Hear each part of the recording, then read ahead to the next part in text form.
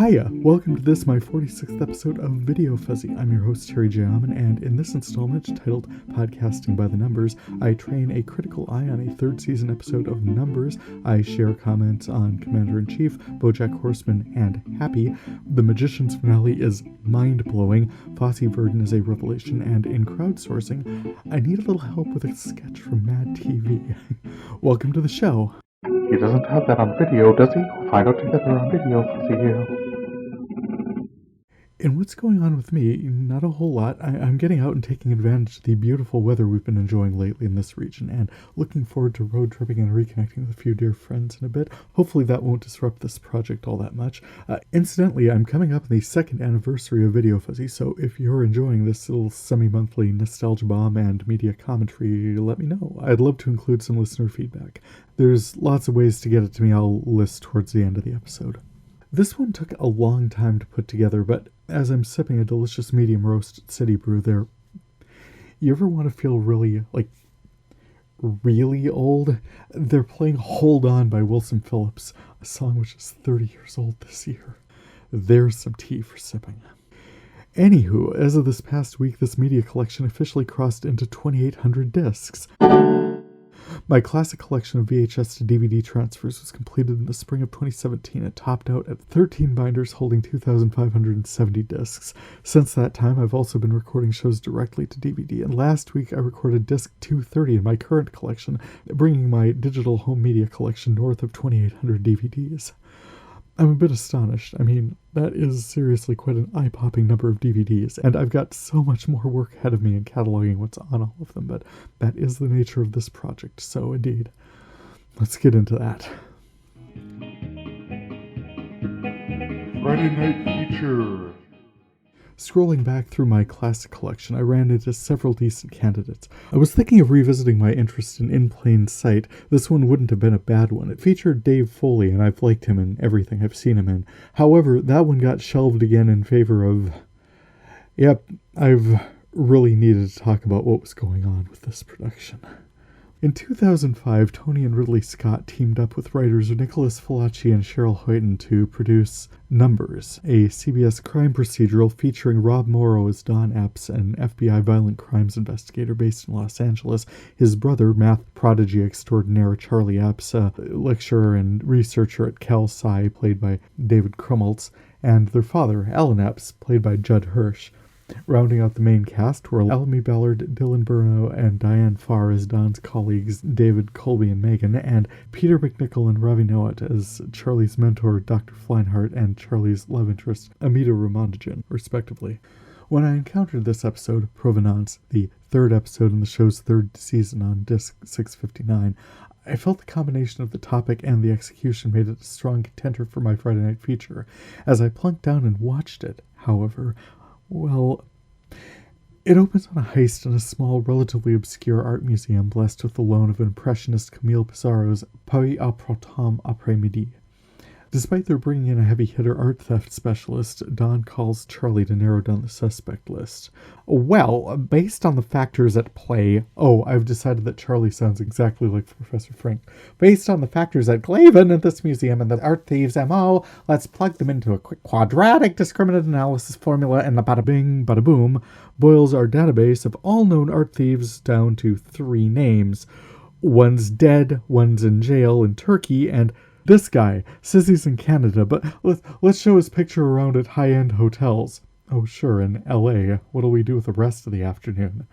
What do you know? We found him! That quadratic discriminant analysis thing is amazing. We ought to use one of those more often. Charlie Sagel's name from a computer. Unfortunately, this guy, they track him down and break into his hotel room, and someone's already shot him and stolen the painting. Womp womp. Well... turns out this painting was already stolen. Well, it was forged, and the forgery stolen by Nazis from the Hellmans, this nice Jewish family, in 1938.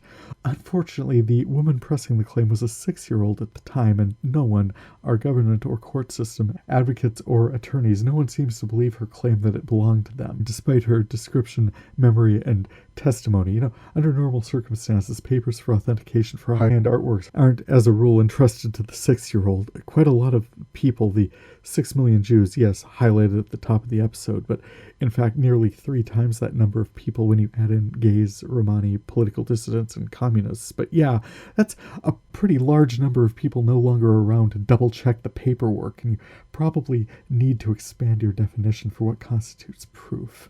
Just saying, oh, your legal team had more money than mine should count for a lot less in a situation like this, particularly when you can trace, as this FBI team did, so the information was there to be traced, connections between the Hellman family and art experts smuggling the real Pizarro to Hungary before the war. Then, wow, no one authenticated the stolen forgery from the time it resurfaced to the time this other family, the Shoemakers, acquired it. And then during the 18 months it was in this museum, were you people honestly writing this show as you were filming it? Oh, we got the JPEG from the Shoemakers at the time we got the painting, and based on his analysis of the JPEG, no. His analysis of the craquelure, also no. Charlie, hard no. Determines the painting is not a Pizarro at all. It's been stolen. You have no direct access to the painting. You have I do not care if it's a sculptured rendering you printed out on a 3D printer. However ready high definition the JPEG is, you need access to the actual painting to analyze it. But based on this analysis of a high-resolution JPEG you ran, incidentally, against a database of every art forgery in the history of time, so that took, 10 minutes to establish parameters and maybe another 13 minutes or so to upload all the art forgeries in the world, or, oh hey, give it 20 minutes. I mean, after all, they had to be really high-resolution JPEGs, but based on that, say, half an hour's analysis, the forgery is 89% probably the work of this particular forger who died in 1948. Well, that tracks the original to the Hungarian police, and as the music swells, turns the original, worth millions, directly over to Erica Hellman. In overnight shipping, I guess. Thank goodness it was just in someone's cupboard over there, and that was all they had to do that day was pack it up and ship it out. Feels like 9/10 of a law was superseded in that handoff, but oh, whatever, that shoemaker guy was disrespectful. Give it to the sweet old lady, she's old. Viewers, particularly CBS viewers, feel justice was done, and oh joy, the museum director is jailed. What did I do? Oh, just contracted with an art thief and then killed him and stole a forgery, which it was apparently suddenly, no one agreed to this. It wasn't their decision to make. It was going on tour, have been exposed as a forgery, and the museum would have been ruined. The biggest problem with this whole episode is how easily this whole scenario falls apart. Just say the private owner didn't sign off on the tour.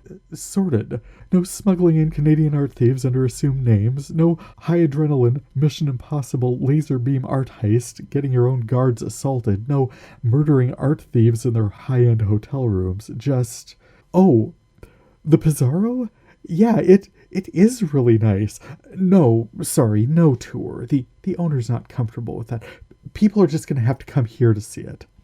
No risk of exposure, no theft, no murder, no investigation, no being carted away in handcuffs from your swanky soiree. Oh, barely a reaction from the crowd to the art expert and museum director being cuffed and perp-walked out of the reception. Good lord, CBS and crime. The crime is how much effing crime there is on this network. Well, speaking of criminal, the squabbly little B story they ran where Ellen, the dad, and Charlie, who'd bought the house from him, it was just friggin' obnoxious. They spent the whole episode where Alan was after him about every little thing.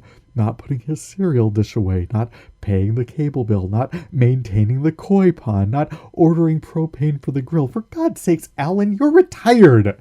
What have you got going on you can't keep up with the upkeep? Yeah, your son is out the door. He's got work to do. Mathematical breakthroughs to make. Somehow also Nazi war crimes to solve. Well, Nazi art theft. But yeah, he's got all that going on. You gotta what? Do the crossword and sit on your tuchus? I'm sure he's raking it in, at least as an FBI consultant. It's such a big deal. Hire it out.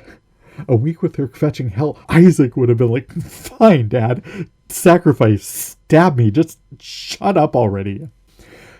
That's just a problem I've got with procedurals. Someone came up with one semi-decent idea, Nazi art theft. That's about our demographic, right? World War II. How do we stretch that out into 42 minutes? Well, Diane Farr can wander around implying all sorts of smarmy, judgy things, and we gotta 75-year-old Holocaust survivor. She's downright angelic, but her grandson can lash out at the FBI agents because, in his mind, they are exactly the same as the Nazis who persecuted his family. The owner of the forgery can be a real crusty so-and-so, and oh hey, let's have a father-son B-story thing that everyone can weigh in on. Oh yeah, someone's got to figure out some cool math thing for Charlie to do. That 42 minutes yet? Yeah, no one cares about art theft. Throw a heist and a dead body in there. Now we can air it. A little murder, a little misdirection, a little resolution, commercials for Promise Margarine, psoriasis treatments, Oil of Olay, and Tony Bennett specials, and bam, you've made it. 1 hour you spent distracted from your own mortality. You're welcome. Now, one actually cool thing about this episode, though, well, there's a few I'm bringing up under cross connections here, but yeah, according to the notes on Pizarro's page at Wikipedia, this episode could have been somewhat prescient. Media citations dated 2007 to 2014 track Pizarro's works as among those recovered and restored to families from whom Nazis stole it, so happy endings mirrored by this 2006 production. Cross connection. First, getting my Studio 6 Feet Under connection out of the way, presence of Judd Hirsch brings everyone on this show one step from Studio 60. That includes Armin Shimmerman, which includes David Krumholtz, includes Diane Farr from Rescue Me, Gina Rollins as Erica Hellman, Benito Martinez from The Shield as Museum Director Arthur Ruiz, not Matt Ross as grandson Joel Hellman. He actually appeared in 6 Feet Under, but everyone else, same distance from a smaller target. Points go to Studio 60. Not to mention, but oh wow, seriously, Garrett Dillahunt appeared in this production as art theft investigator Jack Tollner. Garrett freaking Dillahunt, as I live and breathe. I just tracked his appearance in episode 45 as a corrupt patrol officer in The Inside, episode 10, Little Girl Lost, one of the episodes that never aired in this market. I had to watch him on YouTube, and here he is just as randomly on this episode of Numbers, with just as randomly Gina Rollins, who I celebrated her appearance in The Notebook alongside James Garner in my episode 43. Oh, wild. Side note, this episode featured, as did most TV dramas between 2005 and 2008, the moving strains of Hallelujah, though in this case not the gravelly Leonard Cohen original or the more popular Jeff Buckley cover, but I was pretty sure the soulful assertion of Katie Lang. I pulled it up in my collection, and of course, as I mentioned back in episode 34, some of my music archive never transferred properly from past machines to this one, and that song was among them. As I also mentioned, I made analog recordings from the last machine I had authorized for that set of songs, and it took some finding, but I pulled it up, and in fact that sounds to be the exact version they used, Katie Lang's 2004 cover of Cohen's Hallelujah from her Hymns of the 49th Parallel. It's one of those I can't listen to the song properly on this machine right now, but I will definitely get after that project at some point to get all those songs processed and cleaned up and playable again. In the meantime, glad that I've still got it to find it. In other shows, found another episode of Fear Itself from 2008 titled In Sickness and in Health. James Roday and Maggie Lawson, 2 years into their co-starring run on USA's production of Psych. I learned from their biographies at IMDb and Wikipedia that they were actually dating from about 2006 to 2013. I didn't know that they had broken up. That makes me sad. It also helps explain some of Gary's cringy darkness in A Million Little Things. Well, the 2017 TV movie Psych the Movie came off without a hitch. Here's wishing them all the best with upcoming project Psych the Movie 2. And in other cross connections, I also encountered the third season premiere of Boston Legal, a veritable who's who with Erica Gimple, Jane Lynch, Parker Posey, and Michael J. Fox, looking good as I've ever seen them. Then, in recent episodes of Happy, first in Sunny Shine's videotaped compromat, and then as resident of retirement home for Nazis, we got none other than Curtis freaking Armstrong as cable access magician Dayglow Doug. Well, throw another credit on that long list I rattled off for him in episode 45. That guy is in everything. And closing out this segment, I pulled in a couple different BBC nature documentaries recently, and I wondered if my theory held, that everything in my collection is connected. Alaskan grizzly bears and, coming up here, polar bears in Svalbard, Norway could maybe be a little tough to track from Well, in the 2013 production of The Polar Bear Family and Me, IMDb's only production credit for that show is Jason Roberts. Well, I tracked Jason Roberts working with Kathy Bates in The Golden Compass, working with Studio 60's Sarah Paulson in American Horror Story, points to Studio 60. And in The Great Bear Stakeout, I'm showing narrator Billy Connolly, working directly with Amanda Peet in The X-Files, I Want to Believe. Again, points to Studio 60. And, perhaps more astonishingly, that puts Hank Azaria of Brockmire precisely one acting credit removed from an Alaskan grizzly bear. Sweet. Diving into the classic collection. In my classic VHS-to-DVD collection, I found The Mom Who Came to Dinner and Sub-Enchanted Evening, the first episodes of Commander-in-Chief to surface in my collection since I started this podcast. The last appearance, Episode 7, First Scandal, showed up on disc 84, so that was a good long hiatus before Episodes 9 and 10 showed up this past week on disc 664. Commander-in-Chief was kind of Stephen Bochco's answer to The West Wing. Gina Davis plays Mackenzie Allen, the independent tapped for beat by conservative Teddy Bridges. While he's on the operating table fighting a brain tumor, Allen is told by Bridges' chief of staff the party would like her to step down and allow Donald Sutherland as conservative House Speaker President Nathan Templeton, to assume the presidency. She meets with Bridges and he confirms this directive. Flustered, she meets with Templeton, who is a complete jerk to her. Bridges, however, dies before all these machinations can come to fruition, and Allen, determined to accept her constitutional mandate, is installed as America's first female president. The implications extend to her family. For one thing, to her husband's consternation, apparently Mrs. Bridges was Barbie. His first gents office is an entire planet of pink. Protocols for America's second family weren't nearly so restrictive and intrusive for her school-aged children as for America's first family, and her kids are suddenly under way more scrutiny than before. And Representative Templeton is not going to let her forget for a moment that powerful forces opposed her taking the office in the first place. As the story resumes, Allen is considering her options to run for re-election. Mark Paul Gosselaar signs on as her campaign advisor. I also notice Peter Coyote from The Inside, and the 4400 shows up in here as well. And should we need one in this case, Sutherland tracks directly from Dirty Sexy Money to Peter Krause, so points to 6 Feet Under. That's not even the wildest cross-connection for this one, but I'm gonna wait till the pilot episode surfaces to chat about it. Just watch this space. In the meantime, Davis played her heart out in this role. She looked the part, helmed the role of America's first female president with warmth and dignity. She evinced a comfort level wielding power while maintaining her humanity that augurs well for us as a nation. And despite only getting one season to explore this scenario, I feel like she projected an image of strength and charisma that could only help other women aspiring to leadership posts. Good work. In music videos, I found It Ends Tonight, this kind of okay piece by the All-American Rejects, a strange Spanish-language film inspiration cut behind The Killers singing When You Were Young. Yeah, I share my thoughts about them more in episode 26, but this striking, evocative visual style, inspired by such films as Japón and Battaglia en el Cielo by Carlos Regadas, is more likely the reason I saved this one. Then I found a really cool piece by female British rapper Lady Sovereign called Love Me or Hate Me. Very fun video using stylized Tetris-inspired graphics and a lot of comic imagery. Oh wow, and then still out there finding herself, we've got Paris Hilton in Nothing in This World, upending norms at a local high school by being seen with a nerd. Oh, he's my neighbor. He perved on me while I was changing one night, whatevs. And more or less along those lines, but without the explicit statutory issues, assuming that one scene wasn't set in a prep school, we had Fergie in her video for London Bridge.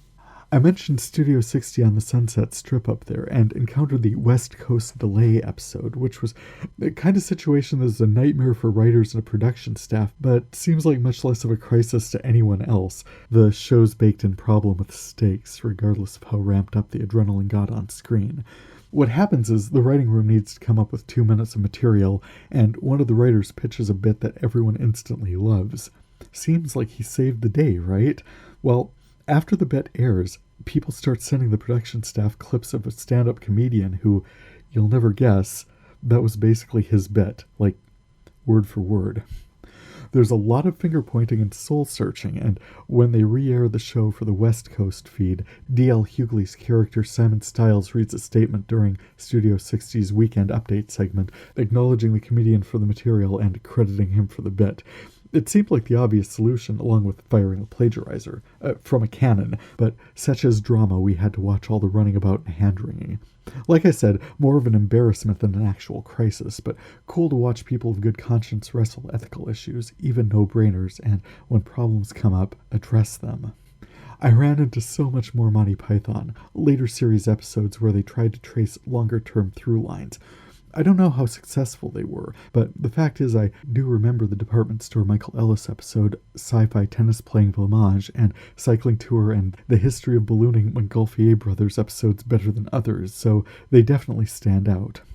Closing out this segment, I wanted to mention I found not a full commercial, but on disc 662 I encountered maybe a half-second recording from an M&M's commercial featuring M&M's portraying members of the Addams Family on my screen for like an frame.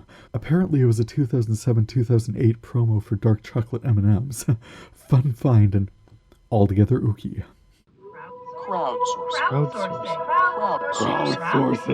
Crowdsourcing!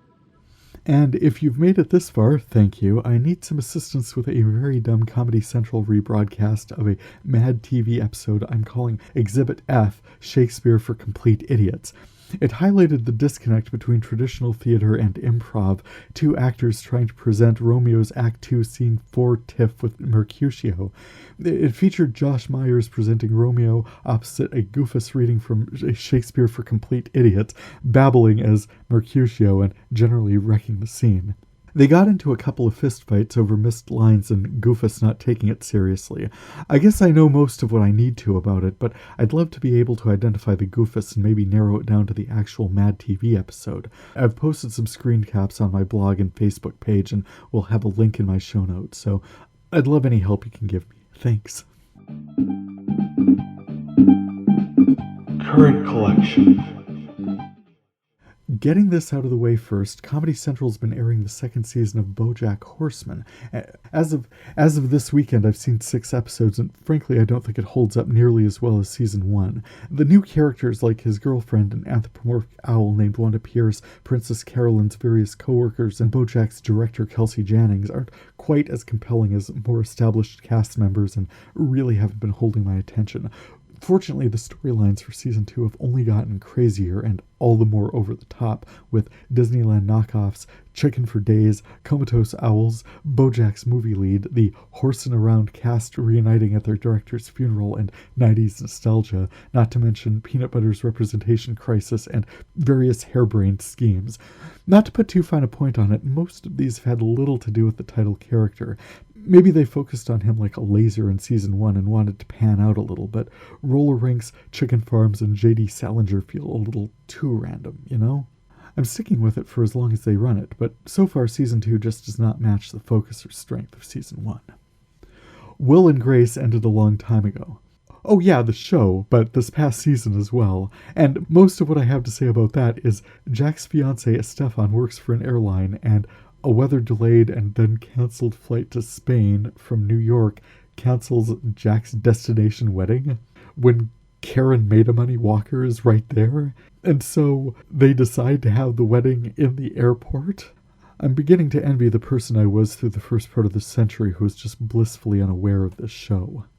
Also with its run in the rearview, well, its first season at least, Miracle Workers on TBS, starring Daniel Radcliffe, Geraldine Viswanathan, Karan Soni, and Lolly Adepi as angels carrying out the increasingly unmanageable workload of heaven as a feckless god, played by Steve Buscemi, bored with his dysfunctional creation, decides to scrap it and try something else.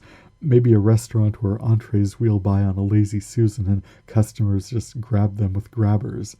He agrees to not destroy the world if Craig and Eliza, prayer-answering angels played by Radcliffe and Viswanathan, can get these two socially awkward introverts, Sam and Laura, played by John Bass and Sasha Campari, to fall in love and kiss. The finale panned out for a quick look at the rest of the Heaven Inc. operation.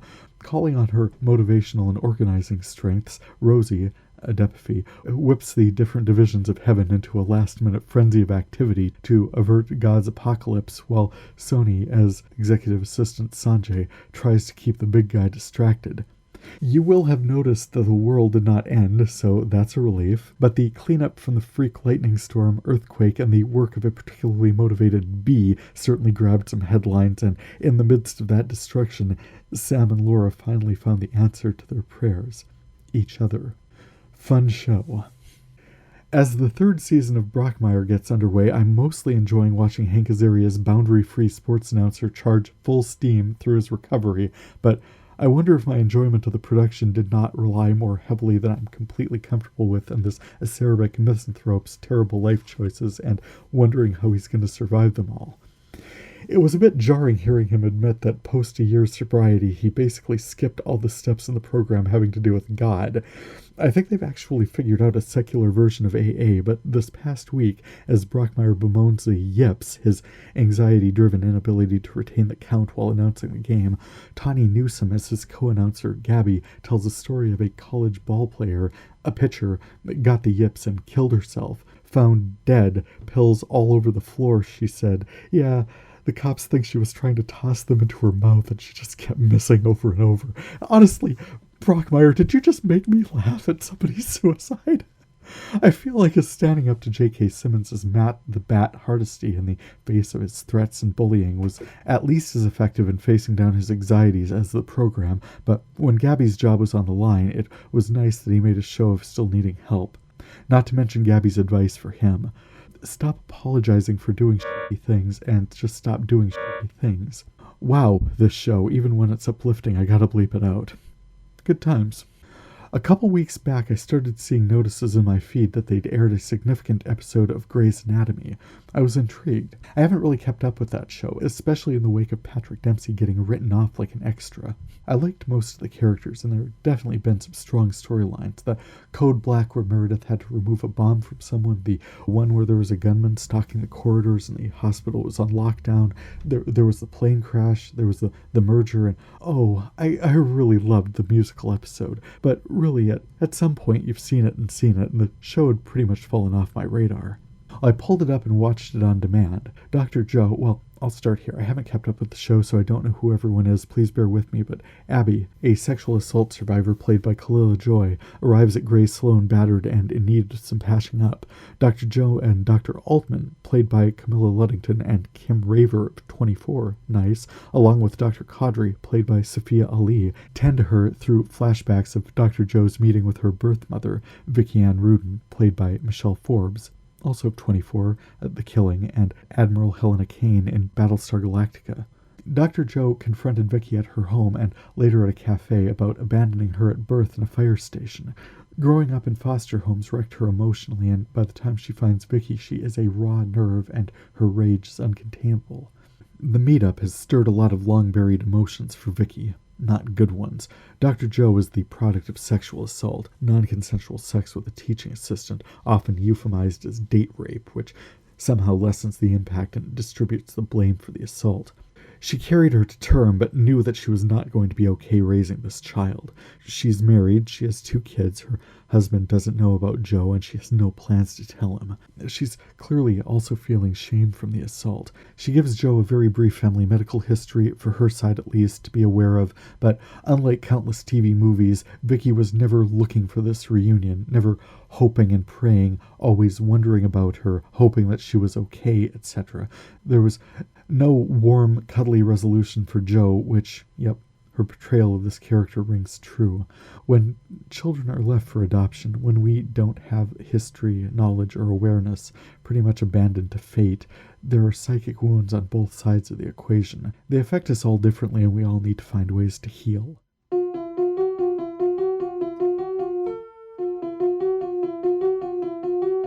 The title of the episode, Silent All These Years, references a song by Tori Amos, doubly fitting for the theme of this episode, tracing intertwined storylines of assault survivors and a product of assault, a woman who has had to grow up fast in hard circumstances and overcome outrageous obstacles to achieve what she has.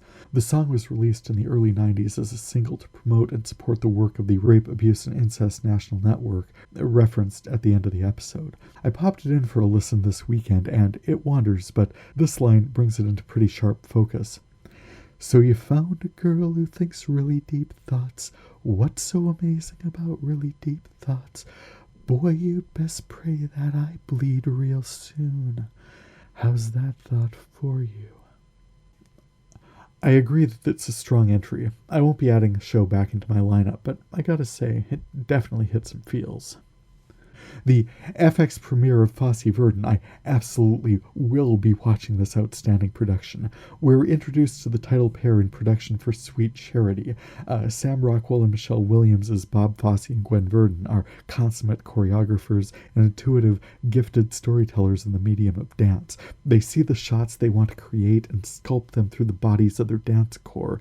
As the show opens, they're on the detail work for Hey Big Spender, finding that perfect look, and we are introduced to a working couple, comfortable with each other, hand in glove, knowing exactly what the other one wants to accomplish and just as interested in making that happen. According to the Internet Broadway database, Sweet Charity opened in 1966. Fosse directed, Verdon played the lead. It's a Neil Simon musical, What's Gonna Fail? It ran a year and a half. As the show progresses, we see Fosse's ambition, finagling his way into directing the film version of Cabaret on location in Germany. They're way behind, everything's falling apart. Fosse is focused like a laser on the dance numbers, which look great, but who can tell, because in his commitment to authenticity, he demands poor and non-existent lighting, and he wants actual streetwalkers in the audience. Once Gwen arrives from New York, tension on the set evaporates. It's like she can speak Fosse to the production team as readily as Christian Seidel, as his married translator Hannah, can translate un Troya to infidelity. As Gwen is about to walk in on Bob in flagrante delicto with Hannah, the scene shifts to the last moments of his life, where he encounters Gwen again ahead of the heart attack that ended his life. Seriously, I'm really loving the non-linear storytelling in this piece. The story shifts in situ to Majorca. Gwen flies out because Bob has threatened to kill himself. Gwen recasts this encounter as a scene in a movie, how he's chosen the perfect setting, the whole ocean behind him. I noticed, despite the line, the director did not, in that moment, pivot by 1 centimeter away from Gwen's rage. And it's a beautiful setting, but the scene won't play. Lines are wrong. The apology rings false. She gets right back in the car, and as he's panicked, running after her, reaching for her, we see so clearly that there's just so much more story between them. The confrontation reminded me of Anne in The Life and Death of Peter Sellers I talked about in episode 13, when Peter threatens if Anne walks out that door, he'll throw himself off the balcony, and Anne says, "I'll meet you downstairs then." Effing brilliant. It's hinted at further as we explore their initial meetup in episode 2. Verdon and Fosse are aware of each other. They haven't met, haven't worked together, but he's drawn to her and she's frankly intrigued. The relationship began as a working relationship in the mid-50s, prepping the Broadway production of Damn Yankees, starring Gwen as Lola with Bob on choreography.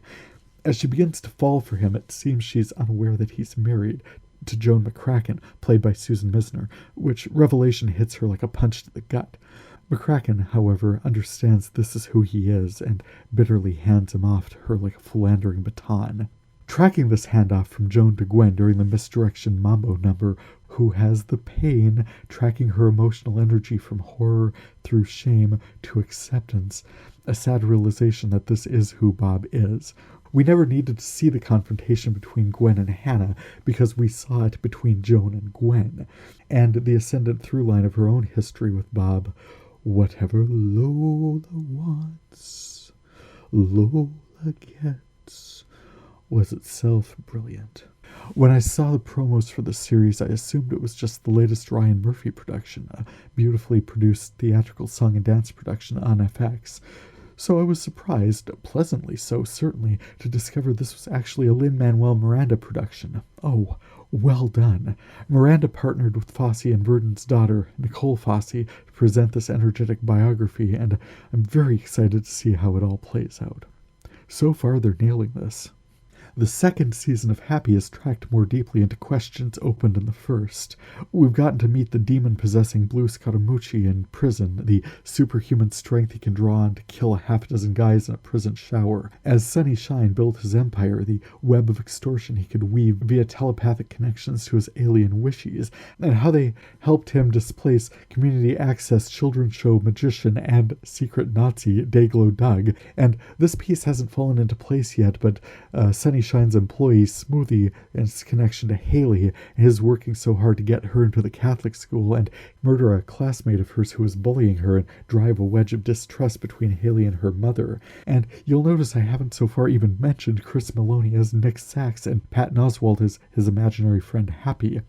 Rectifying that, well, there's been a lot of recta, as former police detective Meredith was explaining to Dayglow Doug, played by Curtis freaking Armstrong, she'd shot a wishy while tracking Nick and had preserved some of the glowing magenta alien blood that came out of it in a jelly jar, which unfortunately Nick ate. So, in a somewhat troubling scene, this hot pink tentacled alien came shooting out his butt like some Mardi Gras Cthulhu. And that wasn't even visually the most disturbing thing that happened in the show, as Dad now, former cop, imaginary friend influenced but not really all that reformed yet hitman Nick, has been trying to turn over a new leaf this season. The production team hasn't exactly moderated the level of graphic violence Nick encounters, but it's generally between prison thugs, double-dealing organ thieves, crime victims, and, in this case, Alpine Memories, a home for geriatric Nazis. Nick and Meredith track Dayglow Doug to this sinister outfit to get information about Sunny Shine. Nick comes to realize what kind of place it is and tries to get Meredith to leave. The staff and other residents begin moving on him, however, and Nick's like, screw it. There's a knockdown, drag-out, high-adrenaline fight with Nick and Meredith on one side and angry, decrepit Nazis on the other, ending with our heroes at the center of a pile of corpses. Emotionally, this scene is satisfying. Later, investigators find Nick's cab license, so I imagine there's going to be a conversation soon. Won't have to wait long for the one in Haley's house.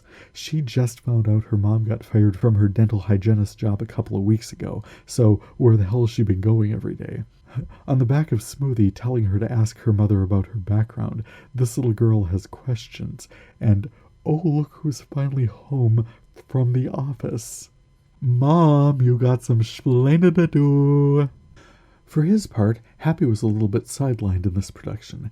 He's having something of an existential crisis and was wandered off to some imaginary friend's watering hole to bend an elbow and talk it out when, from the end of the bar, the lady bought you a drink. Over her shoulder, Bo Peep casts him a seductive look. So, I guess we'll be finding out soon about the existence of imaginary friends with benefits. Stay tuned. A couple of quick updates on Supernatural. Jack may have helped the Winchesters defeat Michael, but that effort burned off the last of his humanity and left him this directionless, albeit all-powerful being. He accidentally killed Sam and Dean's mom, Mary Winchester, then got suborned by this control freak angel in heaven to randomly kill heretics and blasphemers and try to recruit new angels without telling the naive faithful what's involved in that. Recognizing that he's completely out of control, Sam and Dean lock him in the box Dean had crafted with powerful warding as a means of trapping Archangel Michael inside. As of this past week, we discover, however well he made it, this box cannot hold a Nephilim, and Jack is pissed. Guess we'll see where that goes soon enough. Also, an aside, I started watching the 4th season of *Halt and Catch Fire*, recently re-aired on AMC. First season of that show was amazing. I lost interest through the middle of the 2nd season and did not bother with the 3rd. I'm 3 episodes into this little ragtag group's foray into building a web browser, or rather, the teenage daughter of one of them basically building Google, and gotta say, I should probably have trusted my instincts. I'm going to keep watching it, but right now, not all that enthusiastically. I mentioned I caught the BBC America rebroadcast of The Polar Bear Family and Me, a 3-episode series dated to 2013. This one, sadly, was not as exciting as the Grizzly Bears I talked about last time, and a big part of the reason was how intrusive the crew's commentary became. Don't misunderstand me. For as many hours of usable footage they should have had, the crew for Grizzly Bear Stakeout was also way too present, and near an Alaskan salmon run, it feels like there should have been more bears. But that criticism goes double for the polar bear piece. The crew mainly followed a mama polar bear and her 2 adorable cubs through the spring, the summer, and the autumn. The focus of the show was on how devastating the effects of climate change were, and they shot this in Svalbard, Norway, a cluster of islands near the Arctic Circle. The narrator remarked at length about the disturbing ease by which the icebreaker ship that carried them navigated the ice cover in the springtime, and once they got to where they were going, they encountered a ravenous male polar bear who was uninterested in starring in their little documentary and thought they looked like lunch. There was one plexiglass contraption they locked a camera guy into once, and a mama bear tried to get at him. While she was almost certainly intent on eating him, they went into a lot of detail about how food is scarce in this region. There was a narrative you could trace just as easily that the bear found a person trapped in some strange glass box and was trying to help him escape. I admit that was the more delightful way of watching that scene. They did get up close and personal with the mama bear at one point. They shot her with a tranquilizer dart and put a beep collar on her to track her movements. As the series wore on, one of her cubs disappeared, and they assumed he starved to death. You really got the sense that if another polar bear found a cub, they would eat him. When you saw them go after seals, they were clearly hungry. I just think that running this chase the polar bears around in a region where their food supplies are scarce and a lot of them have probably gone someplace else seemed a bit counterintuitive, and probably explained why there was so much of us looking at the ship they came in and the snowmobiles they got around with and the inside of a cabin the crew stayed in sometimes and a window there that probably a polar bear smashed at one point, this structure that poachers built that once lured polar bears to their deaths. This thing was clearly not working anymore. We spent a lot of time on that as opposed to actual polar bears. Now, the footage they actually shot of the bears themselves was charming. The 2 cubs we met in the springtime along with their mother were absolutely adorable. They replayed some of the cutest footage endlessly, and as they moved around we got to see a few other bears as well. But because the area seemed to be, well, relatively untroubled by bears, maybe they should have gone someplace else where the bears have a stronger presence and set up their cameras there. I got the 4th season finale of The Magicians this week. I am gobsmacked by the powerful emotions this show marshals. This season was, as I predicted, the monster season, where Elliot was taken over by the monster they encountered at the end of their 3rd season quest to restore magic. But after a lot of dithery fits and starts and a lot of side development, it wasn't always clear where they were going all the time. Turns out the monster was focused on finding a body for his sister god to inhabit, and this came quickly to a head when he realized Julia's proto-god body would absolutely hold up to her possession. So now they had to figure out not only how to get the monsters out of Elliot and Julia, but what to do with them once evicted.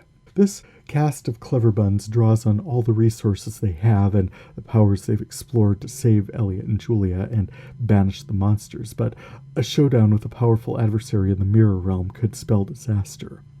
Oh, I want to say, spoiler-free is killing me, but seriously, this episode, scratch that. No, the last 4 episodes, really, this whole season is amazing, but these last 4 episodes are particularly good. They served as a redirect for what sometimes seemed like a somewhat directionless season and set the stage for the finale beautifully. On its own, the use of music is incredible. I've been humming The Pretenders' Don't Get Me Wrong since episode 10 a few weeks back, and after the finale aired, I needed to track down Houses by Great Northern. I'd never encountered it before, and I just had to. It's an amazing song. How it's used in the show is jaw-dropping, and I'll include a link to it in my show notes, but nothing will do it justice but to stream these things and experience it in context. As for the passage of remembrance around the bonfire, no, I won't. That scene is too incredible. Any foreknowledge will sap part of the emotional gut punch that scene represents, and I don't want to diminish it in any way. Well cast, magicians. You closed that out brilliantly. Hurry back. You cannot return quickly enough. Not quite to that level as yet. I've been enjoying A Discovery of Witches Sundays on BBC America. Teresa Palmer is historian and witch. Diana Bishop accesses an ancient text that's been missing for centuries, putting her in the crosshairs of both witches and vampires, some in a desperate move to preserve their way of life, some focused on radically unmaking the other. As far as I can tell, they're still hard at work world building. There are a lot of alliances and cross currents they'll need to get us up to speed. As of episode 2, Diana meets with Matthew Goode as Matthew Claremont, a charming vampire with a long-standing interest in the book. We'll see where it goes from there. My heavens, I've watched a lot of television lately. Thank God it's all this fascinating, right?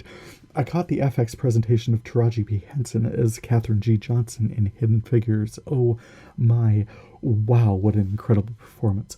We took the math as wrote the math, worked the math, landed us on the moon. Wouldn't anything like have happened without incredibly intelligent people working very hard to take as many factors into consideration as the computers, the titles for the math wizards NASA employed at the time. The humanity rose in the myriad slights and inequalities. Department heads weren't even aware that there were no washrooms available for people of color in their building. Hell, even on their end of the complex. And in the run-up to the Friendship 7 launch, making astronaut John Glenn the first man in orbit, Johnson needing to be away from her desk for all of 40 minutes at a time to attend to her needs. And not to mention, oh, wow, the separate but equal coffee service she endured. Her department chief wasn't going to put up with it anymore. Along with spaceflight and the run-up to the moon landing, her work and that of others contributed to civil rights and desegregation efforts. Well, I say that, but the contributions of these women, I apologize, but I remained entirely unaware of their fine work, largely until the release of this movie. I'm so glad they earned some recognition during their lifetimes, not least of which the award of the Presidential Medal of Freedom by President Obama in 2015 to Johnson. And in another callback to episode 13, I pulled in the Turner Classic Movies presentation of Peter Sellers in Being There. I found his 1979 portrayal of a simple-minded gardener who'd served in one house his entire life, suddenly at loose ends in the wake of his employer's death. No provisions were made. He was simply discovered when house agents came through and found him watching television. They turned him out into the streets, so he packed up his meager belongings and tried to make his way in the world, starving and singularly ill-equipped to deal with the realities of life. Well, he was in clear need of help, and one imagines if he'd encountered any reasonably interested person, he'd have been directed to what social services he so clearly needed. But since this was a movie, he wanders the streets, has several random run-ins and encounters with not helpful people, until late at night a town car backs into him and he is injured. He is taken to the owner's mansion and given in-house medical care. A bizarre confluence of circumstances puts him in the acquaintance of the President of the United States, and he becomes something of a media sensation, although really all he knows about at all is gardening and following along with whatever he happens to see on television. One central message in this fairly nebulous offering is the fact that people tend to project their expectations onto others and hear more or less only what they want to hear. It would have been easy to dismiss Chance the gardener. Did you notice how I hadn't named him before now? As a simpleton, but, for example, powerful figures took his off-topic rambling as support for their ideas. A besotted young woman takes his attempt to emulate a kiss he sees a couple share on television as a declaration of love. At a party, a promoter wants him to write a book. He says he can't, and the promoter says, "Naturally, you're far too busy. We'll get a ghostwriter and you can read through it." Chance says he can't read. Of course, who has time to read anything these days? Well, authors and editors, people with aught to say, I imagine. It was a social comment, but my favorite line in the whole piece was where Chance had gotten himself on television. Louise, a maid who used to work with him, sees him and says, "It's for sure a white man's world in America." She tells the other African-American seniors watching that she pretty much raised him at the mansion from when he was a boy. No brains at all, he'd never learned to read or write, that he just basically had rice pudding between his ears, shortchanged by the Lord and dumb as a jackass. "Just look at him now," she said. "Yes, sir, all you need to be is white in America to get whatever you want." Apart from being a feature-length treatise on privilege, I thought the movie had something to say about active listening and really looking out for one another. Given the potential for exploitation, this movie could have ended a lot of other, far worse ways for Chauncey Gardner, but I thought it was a fine work for Sellers, a magnum opus in a career that certainly had experienced some turbulence, but in and among some towering achievements as well. Correction. Error. Oh, quick aside, back in episode 43 when I was talking about Miracle Workers on TBS, I mixed up Sasha Campari as Laura, the lovelorn introvert praying for a relationship with John Bass as Sam, and Lolly Adepafi as Rosie, God's executive assistant. Yep, Sam and Laura, not Sam and Rosie. Gotta pay better attention. Sorry for any confuse. Taking care of some old business. Oh, wow, are there seriously still words in English that I haven't said? Oh yeah. Back in episode 44, I mentioned I was reading a book by David Dean Bertrell called Working Actor, Breaking In, Making a Living, Making a Life in the Fabulous Trenches of Show Business. Well, a couple of weeks ago I finished reading it and I shared the following 5-star review on Amazon, so I thought I'd recommend it to y'all here as well. Enjoy! Part how-to and part autobiography, Working Actor is a one-man sharing section for anyone at any stage in their creative endeavor. David Dean Bertrell, Boston Legal, shares his advice on how to stay positive, how to weather setbacks, the importance of networking, and how to do it without getting on people's nerves. He's living proof how you never know where your next big break is going to come from, so go for it. New York versus LA, writing versus acting, stage versus screen, it's all in here, along with advice from insiders throughout the industry. Throughout, Working Actor is a fun, breezy read and a highly relatable book full of advice to keep creating, stay positive, and, above all, bring your whole truth to every project. Well done. Oh, and since I'm on shoutouts, just a quick congratulations to Steve and Chrissy Hilliker for 2 years of their Voices of Deconversion podcast. I've been enjoying the insights and conversations Steve has pursued with such a broad range of people from all over the world, encountering his guests and their lives and personal journeys post their individual decisions to step away from Christianity. All the best. Upcoming shows. Well, I'm looking forward to Avengers Endgame, and there's no possible way this is the place you're hearing about that, but I'm very excited. Also, locally, we've got the Dakota Stage Limited production of Noises Off, one of my very favorite shows, set for the first 2 weekends in May. Definitely looking forward to that. Farther off, I'm showing a new season of Luther, starting up on June 2nd on BBC America, and we've got the second season of Pose set to air June 9th, so we've got that to look forward to as well. Sweet. Beyond that, thanks for checking in on my video cataloging project. You can check out my catalog listing along with audio links at VideoFuzzy.blogspot.com and past episodes at Apple Podcasts and iTunes. Feedback is always appreciated. You can contact me through my blog or podcast sites or through my VideoFuzzy page on Facebook, or you can follow me at TJVideoFuzzy on Twitter. For VideoFuzzy, I'm Terry J. Aman.